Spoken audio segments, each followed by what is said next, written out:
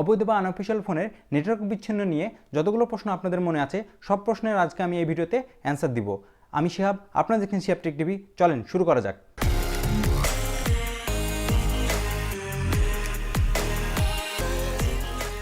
আপনারা জানেন কিছুদিন আগেই পেপার পত্রিকায় এবং বিভিন্ন নিউজে নেটওয়ার্ক বিচ্ছিন্নের ব্যাপারে বিভিন্ন নিউজ দেখানো হয়েছে। ক্লিয়ার হয়ে যান যে বিটিআরসি যে সিস্টেমটি চালু করছে সেই সিস্টেমটির মাধ্যমে অবশ্যই নেটওয়ার্ক বিচ্ছিন্ন করা হবে এবং এখানে তো 3 কোটি ফোনের কথা বলা হয়েছে। তো এখন এইটুকু শিওর হয়ে যান যে নেটওয়ার্ক বিচ্ছিন্ন হবে। এখন আপনার আমার মনে যে কোশ্চেনগুলো সেগুলোর উত্তর দেই। এই কোশ্চেনটা তো আপনাদের বারবারই মনে আসছে যে কোন ফোন বন্ধ হবে, কোন ফোন বন্ধ হবে না। এই জিনিসটা আপনাদের ক্লিয়ার করছি যে আনঅফিসিয়াল ফোন 1 আগস্ট 2019-এর পরে যেগুলো অ্যাক্টিভ হয়েছে সেই ফোনগুলোই বন্ধ হবে।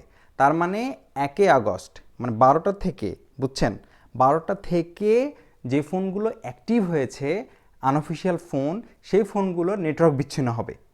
তার মানে 1 আগস্টের আগে যারা অ্যাক্টিভ হয়েছে যে ফোনগুলো, সেই ফোনগুলোর কোনো প্রবলেম নাই। যারা 1 আগস্ট থেকে ফোন অ্যাক্টিভ হয়েছে সেই ফোনগুলোর নেটওয়ার্ক বিচ্ছিন্ন হবে। এই প্রশ্ন তো ক্লিয়ার হয়ে গেছে আপনাদের, তাই না? এখন আরেকটি কোশ্চেন সেটি হচ্ছে যে আপনারা বিদেশ থেকে যে ফোনগুলো আনছেন সেই ফোনগুলোর কি হবে।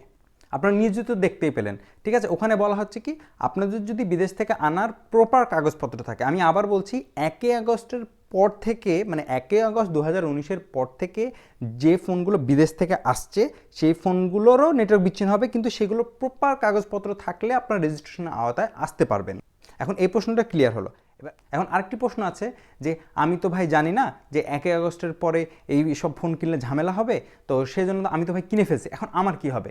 এখন একটা জিনিস ক্লিয়ার থাকেন, যেহেতু এটা বিটিআরসি বারবারই বলছে যে নেটওয়ার্ক বিচ্ছিন্ন হবে, তার মানে হয়তো আপনার নেটওয়ার্কটা বিচ্ছিন্ন হতে পারে, ঠিক আছে? তো এখন আপনার ক্ষেত্রে কি হবে সেটি তো ক্লিয়ার করে বলছে না, বলছে নেটওয়ার্ক বিচ্ছিন্ন হবে। তো এখন সেটাই আমরা করছি যে কি হতে পারে।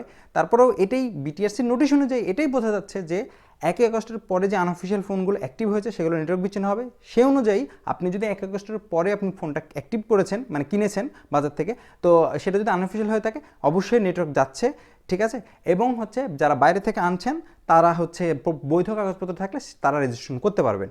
এখন আরেকটা প্রশ্ন দাঁড়াচ্ছে যে বাজারে তো এত আনঅফিসিয়াল ফোন বিক্রি হচ্ছে, তো সেগুলো দাম তো অনেক কম, অফিসিয়াল ফোনের দাম তো অনেক বেশি। তো এখন যদি আমি ওই ফোনগুলো কিনি তাহলে কি হবে?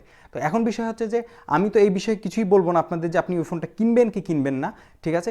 কারণ এখন যেহেতু এই জিনিসটা নিয়ে এত নিউজ টিউজ হয়েছে, এইটুকু বুঝে যান যে অবশ্যই মোবাইল ফোনের নেটওয়ার্ক যাবে, সেজন্য অবশ্যই এটা অ্যাভয়েড করতে হবে, ঠিক আছে? তারপরেও সব রিস্ক আপনার উপর হবে। আমি বলবো না যে আপনি কিনবেন, কারণ যেহেতু এত বড় বড় নিউজ হয়েছে সেটা তো বুঝতেই পারছেন, সেজন্য অবশ্যই সতর্ক হয়ে যান, ঠিক আছে? আর দেখেন কি হচ্ছে, দেখেন। এখন আপাতত বন্ধ রাখেন, আর যদি মনে করেন যে ফোন কিনবেনই তাহলে আপনি বাইরে থেকে ফোন আনাইতে পারেন, বৈধ কাগজপত্র সব ঠিকঠাক করে রাখবেন, ঠিক আছে, যেন আপনি রেজিস্ট্রেশন করার সুযোগ পান। তো এটাই আপনাদের জিনিসটা ক্লিয়ার করলাম। শুধু এইটা জিনিস একদম ক্লিয়ার হয়ে যান যে নেটওয়ার্ক বিচ্ছিন্ন হচ্ছে, ঠিক আছে, এবং সতর্ক হয়ে যান। ওকে, আমার ভিডিও যদি ভালো লেগে থাকে অবশ্যই লাইক করবেন, এবং আপনাদের যদি কোনো কোশ্চেন থেকে থাকে এই বিষয়ে তাহলে অবশ্যই আমার কমেন্টে জানাবেন, আমি সাথে সাথে অ্যান্সার দিয়ে দেবো। ওকে, আজকে এই পর্যন্ত, আবার দেখা হচ্ছে নেক্সট ভিডিওতে।